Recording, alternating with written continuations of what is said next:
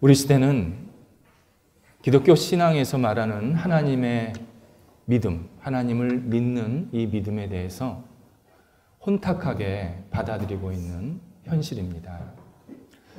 혼탁하게 받아들이는 가장 결정적인 이유는 하나님을 믿는 믿음을 인간 사이에서 가지고 있는 신뢰 수준으로 축소해서 이해하기 때문입니다.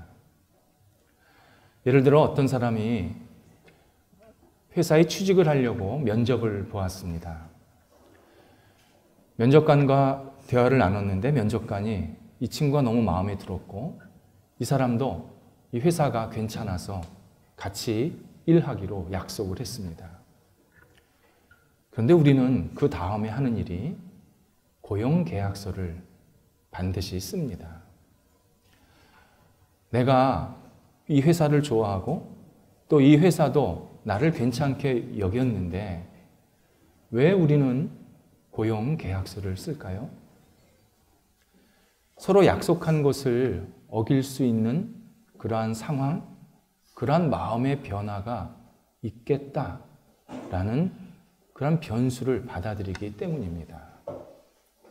그리고 그 구체적으로 계약서에 써져 있는 대로 서로 지킬 때 그때 우리는 서로 신뢰관계가 있다. 우리가 서로 믿는다라고 표현을 하는 겁니다. 기독교 신앙에서의 믿음을 이렇게 받아들이는 겁니다. 하나님께서 나에게 구체적으로 무엇 해준다고 약속을 하시면 나는 그거를 믿겠습니다. 눈에 보이는 분명한 구체적인 조건이 있어야 내가 하나님을 믿을 수 있습니다. 라고 받아들이는 겁니다. 이 부분에서 우리의 믿음이 완전히 퇴색이 됩니다.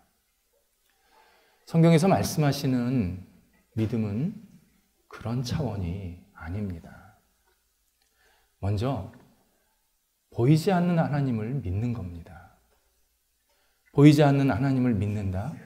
쉽지 않습니다. 굉장히 어렵습니다. 그런데 우리의 믿음의 대상은 보이지 않는 하나님입니다. 히브리서 11장 1절에서 믿음은 바라는 것들의 실상이요 보이지 않는 것들의 증거라는 표현을 사용하십니다.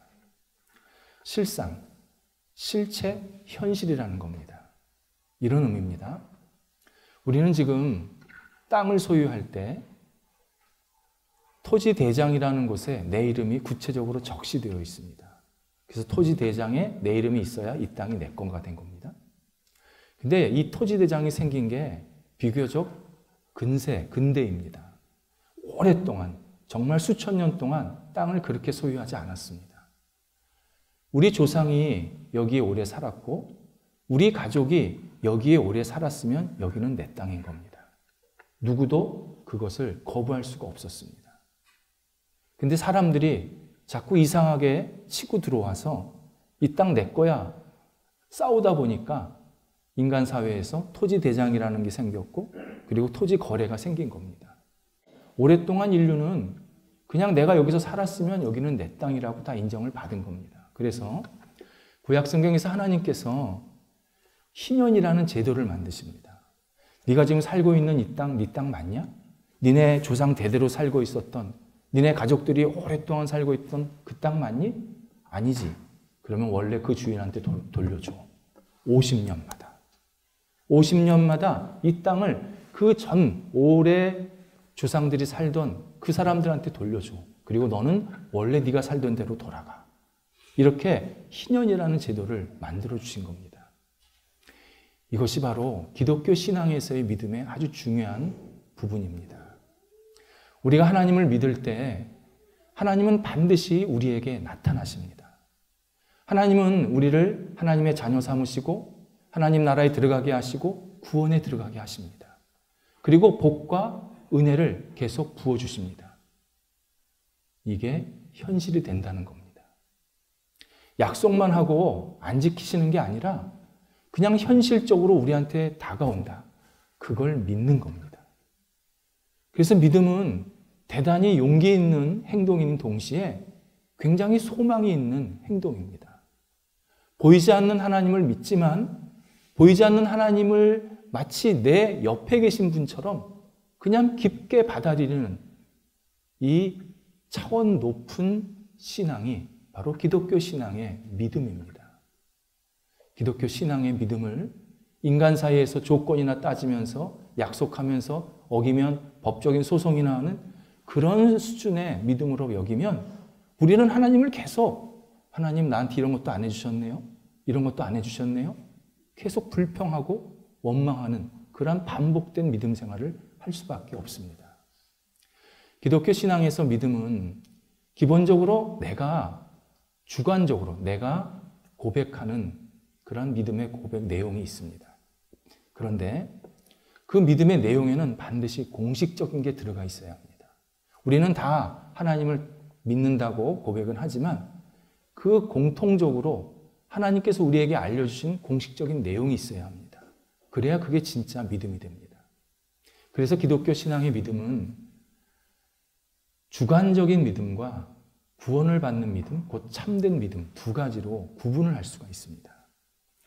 주관적인 믿음이란 내가 믿고 싶은 것만 믿는 겁니다. 선택해서 믿는 겁니다. 예를 들어서 예수님을 믿는다 그러는데 예수님께서 내 죄를 위해서 십자가에 죽으신 그 속죄의 예수님은 믿지 않습니다.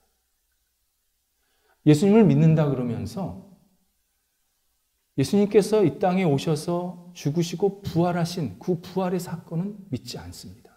그래서 이런 분들은 성탄절은 굉장히 성대하게 잘 보내는데 부활절은 의미가 없습니다. 왜? 믿지 않거든요.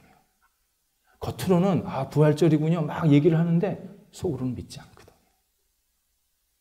세상의 주인이신 것이 예수님이라는 거 믿습니다. 그런데 내 삶의 주인은 예수님이라는 걸 안 믿습니다. 내 삶의 주인은 나입니다. 만약 예수님께서 내 삶에 관여를 하시려면 나랑 상의하셔야 합니다. 나한테 허락받아야 된다고 생각합니다. 그런 사람 많습니다. 세상의 주인이 하나님이시죠? 나는 아니죠. 쏙 빼는 겁니다. 참된 믿음은 하나님 그분을 그냥 통째로 받아들이는 겁니다. 그리고 구체적으로 성경에서 나오는 그 하나님을 있는 그대로 받아들이는 겁니다. 성경에서는 수천 년, 정말 우리가 이루 말할 수 없는 기간 동안에 하나님은 다양한 말씀과 행동을 하시고 그리고 사람들에게 이러이러한 내 뜻이 있다는 것을 알려주셨습니다. 이걸 그냥 그대로 믿는 겁니다. 뿐만 아니라 하나님의 말씀을 듣고 반응했던 그 신앙인들의 그 모습, 고백, 행동들도 우리가 그대로 믿는 겁니다. 이게 지금 나한테 하시는 말씀이구나. 내가 이렇게 하라는 거구나. 이렇게 하지 말라는 거구나. 이걸 그대로 우리가 받아들이는 것이 이게 온전히 받아들이는 참된 믿음입니다. 구약 성경에서는 지도자나 여러 선지자들이 있었고 신약 성경에는 예수님 이후에 사도들의 가르침이 있었습니다. 우리가 특별히 사도신경을 같이 고백하면서 내가 믿습니다. 사도신경 성경책에 안 나옵니다. 그런데 이 사도들이 성경책에 있는 내용, 예수님의 가르친 내용을 하나하나 정리해서 우리한테 넘겨준 겁니다. 이것까지 믿는 겁니다. 뿐만 아니라 여러 교리들이 있습니다. 이 교리들도 계속 회의와 회의를 거쳐서 이거는 올바른 교리입니다. 성경적인 교리입니다. 해서 우리한테 주어진 교리들이 있습니다. 그것도 믿는 겁니다. 그러니까 성경에 있는 하나님, 성경 말씀, 성경을 근거로 해서 만들어진 사도신경이나 교리까지 이게 주후 300년 정도까지입니다. 거기까지 믿는 게 구원 얻는 신앙 그리고 참된 믿음이라고 표현하는 겁니다. 그래서 성경에서는 이 믿는다라는 표현을 굉장히 강조하고 계십니다. 믿음이 없이는 하나님을 기쁘게 할 수도 없을 뿐만 아니라 믿음이 없이는 우리는 누구도 구원을 얻을 수가 없습니다. 우리가 지금 인간적으로 서로 신뢰하고 믿는 것은 하나님을 믿었기 때문에 그 믿음을 가지고 인간을 믿을 수 있는 겁니다. 신뢰할 수 있는 겁니다. 우리가 믿지 않으면 또 하나님께서 우리에게 믿음을 주시지 않으면 우리는 옆 사람을 전혀 믿을 수가 없습니다. 계속 의심하게 되고 조건이나 따지게 되고 이거 안 하면 또 다른 소송 걸고 뭐 이런 행동들을 계속 반복할 수밖에 없습니다. 성경에서 제일 믿는다 또는 믿음이라는 단어가 많이 나오는 성경이 요한복음입니다. 요한복음에 거의 100번이 나옵니다. 오늘 우리가 읽고 있는 이 3장에서만 9번이 나옵니다. 믿음이 지금 얼마나 중요한지, 네 인생에 있어서, 우리가 신앙생활함에 있어서, 하나님을 따름에 있어서 이 믿음이 얼마나 중요한지를 굉장히 강조하고 계십니다. 그렇다면 우리가 하나님을 믿는다고 할 때 공식적으로 받아들여야 할 것이 무엇인가? 아주 중요한 3가지가 있습니다. 성경 창세기서부터 요한계시록에까지 계속 큰 줄기가 되어서 이건 너희가 반드시 먼저 믿어야 된다. 이 줄기를 믿어야 이 줄기에서 뻗어나간 가지를 너희가 믿을 수 있다. 이 줄기를 놓치면 안 된다. 이것을 우리에게 분명히 말씀하시는 내용이 있습니다. 첫 번째가 하나님은 완전하십니다. 우리는 내 개인적으로 이해할 수 없고 정말 받아들일 수 없는 어려운 일들, 이상한 일들을 만날 때가 있습니다. 왜 나한테 이런 일이 일어나지? 나한테 왜 이런 말도 안 되는 억울한 일이 생기지? 이렇게 받아들일 때가 있습니다. 이때 가장 먼저 해야 될 것이 하나님은 완전하시다. 이 사실을 반드시 먼저 받아들여야 합니다. 나에게 일어나는 크고 작은 일, 전혀 무의미한 일 없습니다. 하나님께서 완전하신 뜻, 완전하신 하나님의 영광, 하나님의 이름을 위해서 일이 분명히 일어나게 하신 거고 그 일을 통해서 나한테 깨닫게 하시는 중요한 메시지가 있습니다. 하나님은 완전하시다. 이 일을 통해서 나한테 분명히 주시는 의미나 뜻이 있다. 이것을 잘 받아들여야 합니다. 이것이 개인적인만 그런 것은 아닙니다. 온 세계, 온 우주에도 하나님께서는 완전하게 섭리하시고 이끌어 주십니다. 우리는 왜 세상에 이런 일이 일어나지? 왜 이런 안타까운 일이 벌어질까? 막 궁금해하고 속상해하지만 그러나 하나님의 전체 뜻 안에서는 그러한 과정을 통해서 하나님께서 인간 사회 또 온 인류에게 분명히 알려주시고자 하시는 선한 뜻이 있음을 우리가 받아들이기를 원하십니다. 하나님을 우리 안에 가두는 게 아니라 하나님의 원대하신 모습을 우리가 있는 그대로 부족하지만 받아들일 수 있는 것. 이것이 우리의 할 일입니다. 예를 들어서요. 바다에는 태풍이라는 게 붑니다. 물론 우리는 삶에도 태풍이 붑니다. 그럼 태풍이 불면 우리는 왜 이런 엄청난 일이 생기지? 거기에는 인명피해도 생기고 그리고 적지 않은 재산상의 손해도 생깁니다.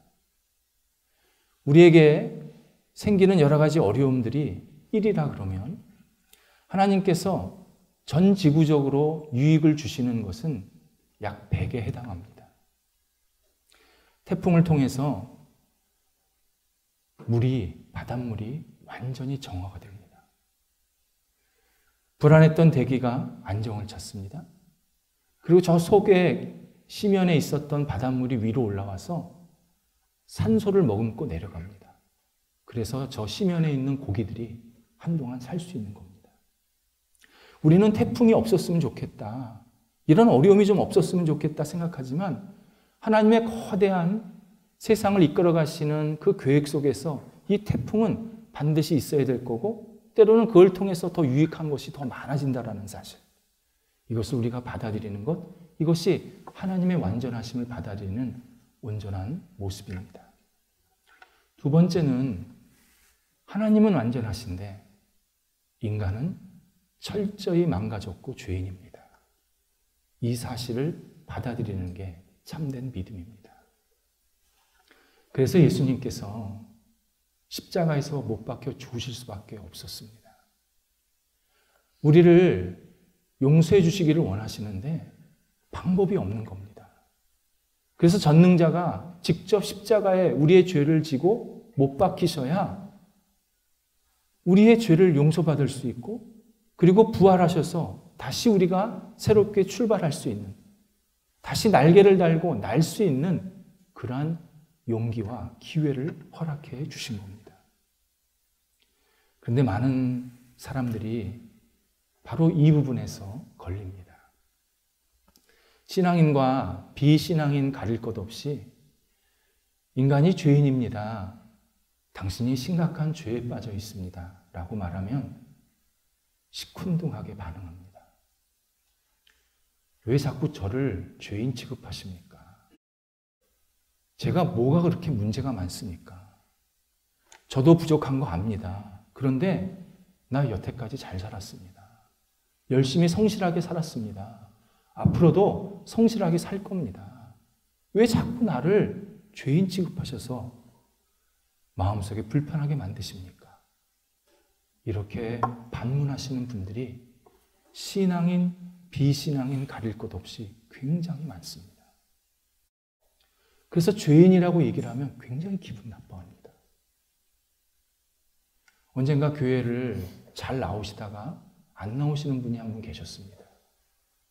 왜 안 나오세요? 여쭤봤더니 목사님이 자꾸 죄인이라고 그러니까 부담스러워서 못 나가겠어요. 검정색을 검정색이라고 그러죠. 그러면 뭐라 그럽니까? 기독교 신앙의 놀라운 신비가 뭔지 아십니까? 우리가 죄인이라는 사실을 인정하는 것부터 출발하는 겁니다. 나를 포장하면요, 그에게는 소망이 없습니다. 나를 있는 그대로 난 죄인입니다. 나 부끄럽습니다. 저는 도저히 제 힘으로는 살 수 없습니다. 이걸 고백해야 그때서야 나에게 희망이 조금씩 생기는 겁니다. 나는 문제 없습니다. 저 죄 안 졌습니다. 저 괜찮습니다. 라고 말하는 사람은요, 나는 구원자가 필요 없습니다. 나 혼자 구원에 이를 수 있습니다. 노력하면 나 얼마든지 도덕적으로 완벽해질 수 있습니다.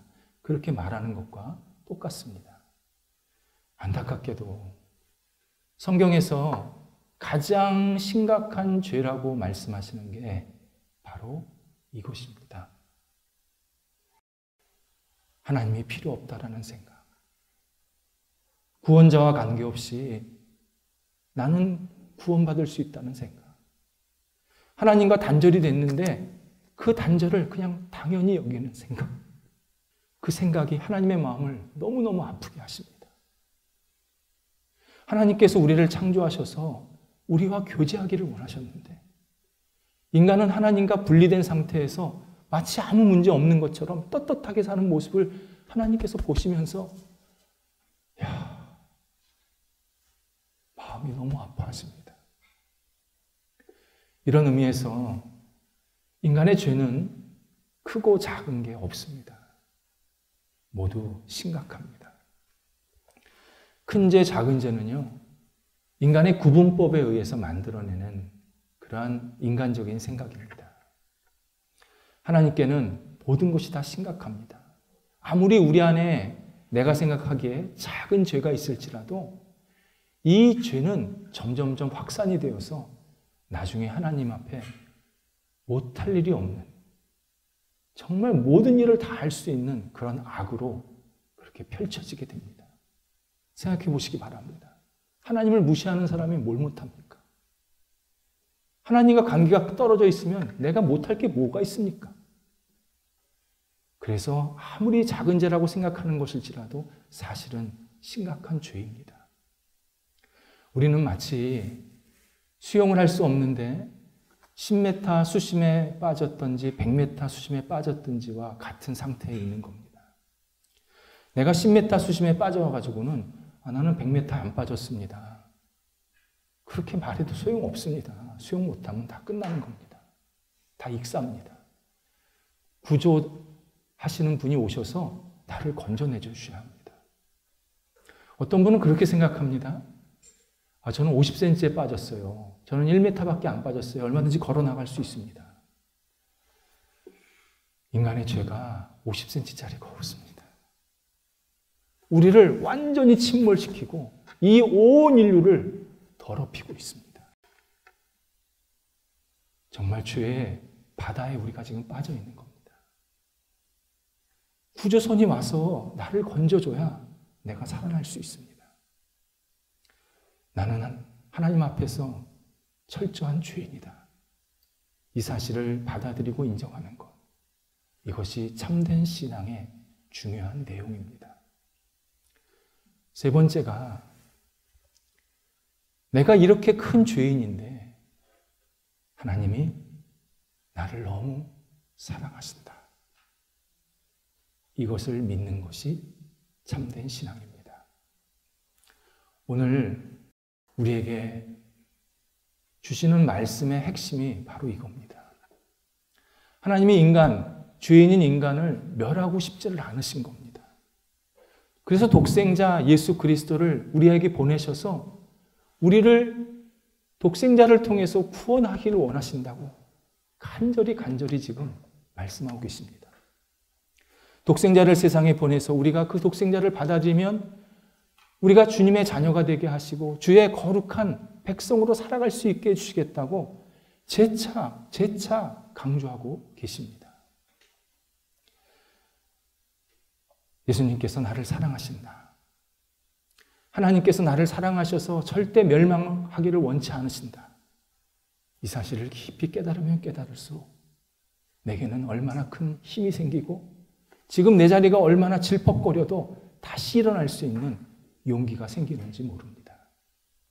이런 의미에서 우리의 믿음은 절대 이례적이지가 않습니다. 제가 예수님 믿습니다. 저 구원 받았습니다. 끝. 이게 기독교 신앙이 아닙니다. 기독교 신앙에서의 믿음은 계속 커져야 합니다. 깊어져야 합니다.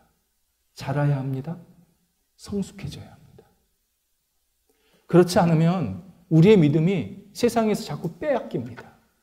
어두운 세력이 하나님을 믿는 것이 아니라 이 세상에 뭐가 손에 잡히는 것, 눈에 보이는 것, 이런 것들을 믿으면 너 구원받을 수 있어? 계속 우리를 유혹해서 이 믿음을 단절시키고 무너뜨리려고 하는데 얼마나 애를 쓰는지 모릅니다. 그래서 우리는 이 믿음을 계속 반복해서 깊어지고 커지고 그리고 더 성숙해지는 쪽으로 계속 이동을 해야 합니다. 이것은 오직 하나님의 은혜로만 가능하고 하나님께서 내게 사랑을 베푸셔야 그걸 받아들여야 내가 이 믿음이 더 깊어질 수 있습니다. 그래서 성경에서요, 예수님께서 당신이 어떤 말씀을 하시고 행동을 하시고 기적을 일으키셨을 때 그 당시 사람들이 예수님을 잘 믿지 않으면 예수님께서 얘들아, 너희들이 언제까지 그렇게 더디 믿을 거냐? 내가 언제까지 너희들과 함께 있을 것 같냐? 이렇게 안타까운 마음으로 말씀하셨습니다. 반대로 예수님의 말씀과 행동을 보면서 믿음이 깊어진 사람을 향해서는 내 믿음이 크도다. 이스라엘 중에서 이만한 믿음을 내가 보지 못했다. 최고의 칭찬을 해주십니다. 우리의 신앙이 더 깊어져야 한다는 겁니다. 우리의 신앙이 깊어진다, 자란다. 그럼 어떻게 자랄 수 있을까? 그것을 잘 보여준 성경의 인물이 하나 있습니다. 구약 성경의 아브라함입니다. 아브라함을 우리는 믿음의 조상 또는 믿음의 아버지라는 표현을 사용합니다. 근데 처음서부터 아브라함이 위대하고 아주 훌륭한 믿음을 가졌던 것은 아닙니다. 히브리서 11장 8절에 의하면 아브라함에게 하나님이 나타나셨을 때 처음에 아브라함은 그냥 단편적으로 하나님을 믿었다. 그런 의미로 설명을 해 주십니다. 이런 뜻입니다. 하나님께서 아브라함과 그 가족들에게 나타나셔서 내가 네 하나님이다. 이제 너희는 나를 따르라. 내가 인도하는 대로 가라. 이렇게 말씀하신 겁니다. 이때 아브라함이 하나님을 경험하고 너무 낯설었지만 너무 경이로워서 너무 놀라워서 그냥 하나님을 쫓아갑니다. 그때 아브라함이 떠난 장소, 자기가 원래 있던 장소가 우르라는 장소였습니다. 도시 이름이. 이 우르가 아주 대표적인 우상 숭배의 도시였습니다. 하나님은 아브라함 가족들을 끌어내셔서 아라비아 사막 북쪽으로 건너서 지금의 시리아에 있는 하란이라는 도시까지 움직이게 만드십니다. 근데 이때 아브라함이 너무 지쳤습니다. 힘들었습니다. 우르에서 하란까지가 2000km가 넘습니다. 한 가족이 2000km를 넘어서 계속 걸어가야 되니까 힘들었던 겁니다. 그때 당시만 해도 자기가 원래 살고 있던 도시를 떠나면 그것은 나 차별해도 좋습니다. 나 죽어도 좋습니다. 이런 의미와 똑같았습니다. 그래서 결국 아브라함이 하란이라는 곳에서 그냥 여기서 살아야겠다. 정착해야겠다. 그런 마음을 갖게 되는 모습을 보게 됩니다. 그것을 알 수 있는 구절이 창세기 12장 4절입니다. 뭐라고 표현이 되어 있냐면 하란에 있을 때 그의 나이가 75세였더라. 성경이요, 괜히 사람 나이를 구체적으로 적시하는 게 아닙니다. 아브라함이 75세, 나 여기가 좋습니다. 더 이상 옮기기 싫습니다. 그냥 여기서 주저앉겠습니다. 여기에서 가족들이랑 살겠습니다. 그런 마음이 너무 컸다는 겁니다. 그걸 우리한테 알려주시는 구절입니다. 이때 하나님께서 아브라함에게 다시 나타나셔서 아브라함아, 내가 너를 지시할 땅으로 너는 가야 된다. 다시 한번 말씀하십니다. 이때 아브라함이 히브리서 12장 10절에 의하면 하나님께서 계획하신 성을 바라보고 움직였다. 하나님께서 아브라함에게 나타나셔서 아브라함아, 너 지금 여기서 끝내면 안 된다.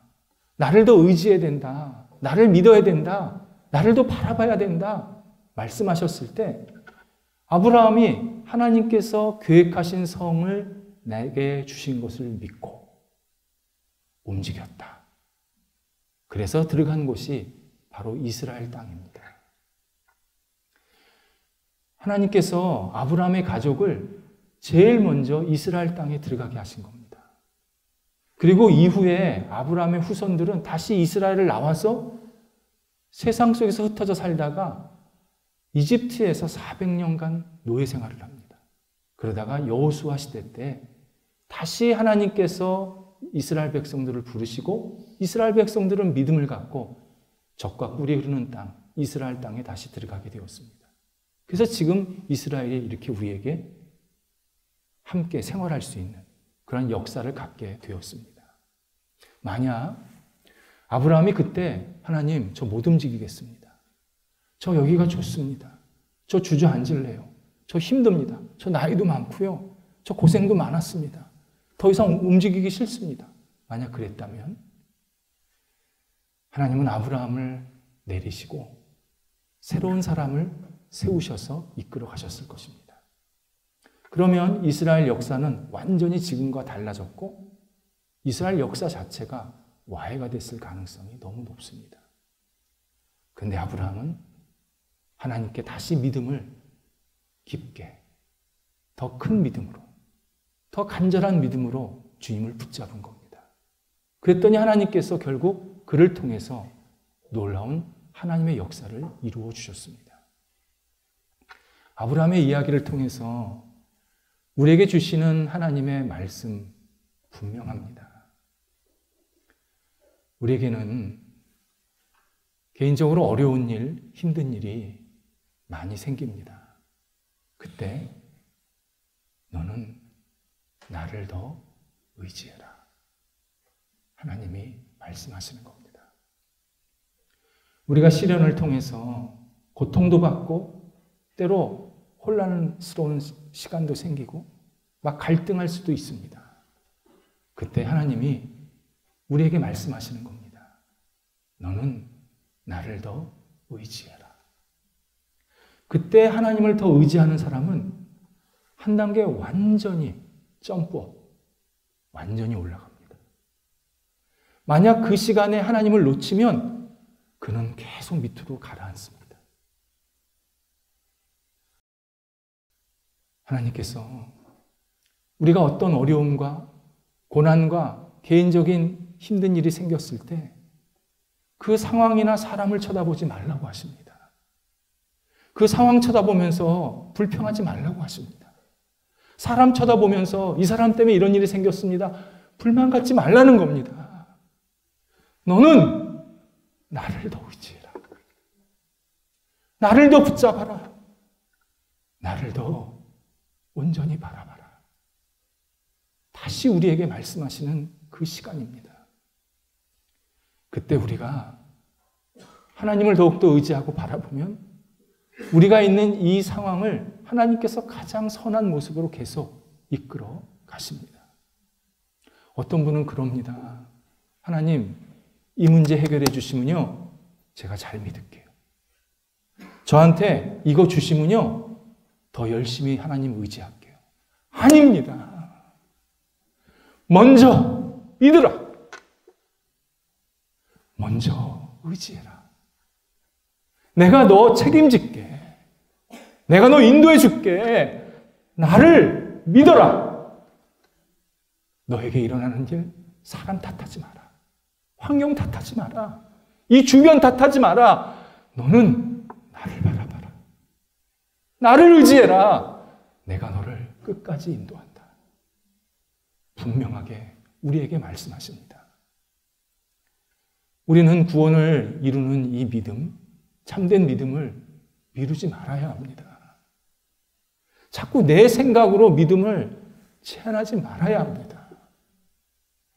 내게 일어나는 일, 그게 아무리 좋은 일 또는 어려운 일일지라도 그것은 그것대로 끝난 거고, 그 다음 단계에 하나님께서 나를 어떻게 인도하실까를 기대하면서 하나님께 모든 것을 내어 맡길 때, 그때 우리의 신앙생활이 더 깊어지고 하나님을 더욱더 영화롭게 만드는 복된 삶이 되게 이끌어 주십니다. 하나님께서 우리를 사랑하십니다. 너무 사랑하십니다. 그래서 예수님께서 이 땅에 오셨습니다. 이 땅에 오신 예수 그리스도를 바라봐라. 내가 너를 절대 멸망시키지 않을 것이다. 이 시간 우리에게 약속해주고 계십니다. 기도하겠습니다. 하나님, 하나님께 저희의 마음을, 믿음을 더욱 드리게 하여 주옵소서. 우리의 생각에 하나님을 제한하지 않게 하시고, 하나님께서 저희들을 무한히 사랑하시는 것을 붙잡고, 부족하지만 부끄럽지만 하나님 앞에서 다시 서서 주님과 함께 힘차게 앞을 향해 나아갈 수 있는 저희가 되도록 인도하여 주시옵소서. 뒤돌아보지 않게 하여 주시옵소서. 하나님께서 이끄시는 대로 담대하게 한 발자국 한 발자국 믿음의 길로 저희들이 나가는 하나님의 사람, 구원받은 사람, 복이 넘쳐나는 사람으로 저희들을 우뚝 세워 주시옵소서. 예수님의 이름으로 기도드립니다. 아멘.